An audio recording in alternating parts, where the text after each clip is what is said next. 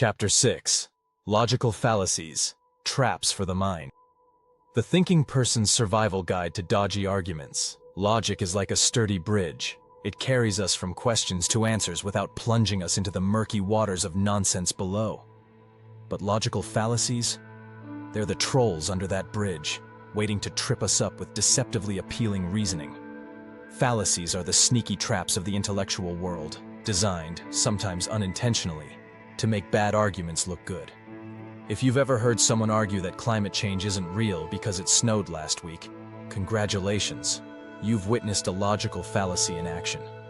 Learning to spot these fallacies is like upgrading your mental antivirus software. Once you know what to look for, you can navigate debates, social media arguments, and late-night pub discussions without getting infected by bad logic. So, grab your skeptical magnifying glass, and let's examine some of the most common fallacies, and how to avoid falling for them. The straw man, building an argument just to burn it down. Imagine you're in a debate about renewable energy, and someone says, "Oh, so you think we should all just stop using electricity and live in caves?" That's the straw man fallacy in action. Instead of addressing your actual argument, they've created a distorted, exaggerated version of it, one that's much easier to refute. It's like setting up a scarecrow in your opponent's field, and then patting yourself on the back for knocking it over. Why it's dangerous. The straw man fallacy doesn't just derail debates, it creates unnecessary hostility. It's hard to have a productive discussion when one side is busy defending themselves against an argument they never made. How to avoid it. Listen carefully to your opponent's actual points, not the ones you wish they'd made. And if someone pulls this trick on you, call them out, politely, by saying, "That's not what I said. Let's get back to the real issue." The ad hominem, attacking the messenger, not the message.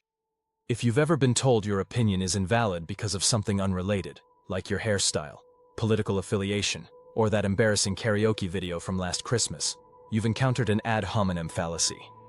This is when someone attacks the person making the argument instead of the argument itself. Why it's dangerous. Ad hominem attacks distract from the actual issue and discourage open dialogue. They're particularly insidious because they often feel personal, making it harder to stay focused on the topic. How to avoid it. Stick to the argument, not the arguer. And if someone attacks you personally, resist the urge to retaliate in kind. It's much more effective to steer the conversation back to the facts. The false dichotomy.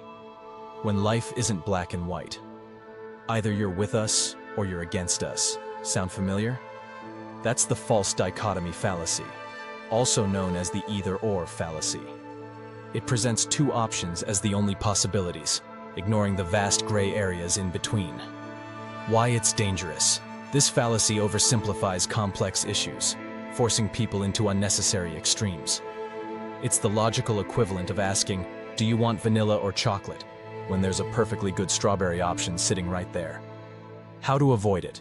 Look for the middle ground, or even a fourth, fifth, or sixth option. Remember, most issues are more nuanced than they appear. Don't let anyone convince you otherwise. The slippery slope. From zero to apocalypse in 10 seconds. If you've ever heard someone argue that allowing one small change will inevitably lead to catastrophic consequences, you've encountered a slippery slope fallacy.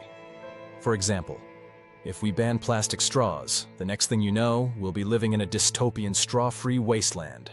Why it's dangerous. This fallacy relies on fear rather than logic, steering the conversation away from evidence and into the realm of wild speculation. How to avoid it. Ask for evidence. If someone claims that X will lead to Y, demand to see the steps in between. Chances are they won't have much to offer. The appeal to authority. Because they said so. This fallacy occurs when someone argues that a claim must be true because an authority figure said it was. For example, "This skincare product is amazing. My favorite influencer uses it." Why it's dangerous. Not all authorities are created equal. Just because someone is famous, or even an expert in one field, doesn't mean they're right about everything. How to avoid it. Check the credentials of the so-called authority, and more importantly, check the evidence supporting their claim. Authority should complement facts, not replace them. The bandwagon. Everyone's doing it, so it must be right. Humans are social creatures, which is probably why we're so susceptible to the bandwagon fallacy. This is the idea that something must be true, or good, Because lots of people believe it. Why it's dangerous. Truth isn't a popularity contest. History is full of examples where the majority got it wrong. Just ask the scientists who first proposed that the Earth revolves around the sun. How to avoid it? Ask yourself, why do people believe this? Is it because of evidence or because it's trendy?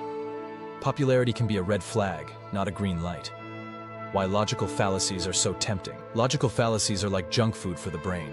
They're easy, satisfying, and dangerously addictive.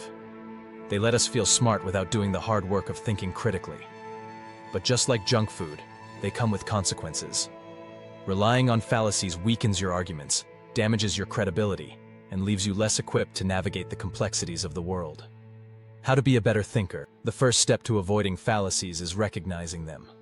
In others and in yourself. Yes, even the most skeptical among us fall into these traps from time to time. The key is to approach every argument with humility, curiosity, and a willingness to admit when you're wrong. So the next time you're in a debate, ask yourself, am I building a bridge or setting a troll loose? Footnote: logical fallacies are surprisingly common in advertising. If you've ever bought a product because 9 out of 10 dentists recommend it, congratulations, you've fallen for the bandwagon. But hey, at least your teeth are clean.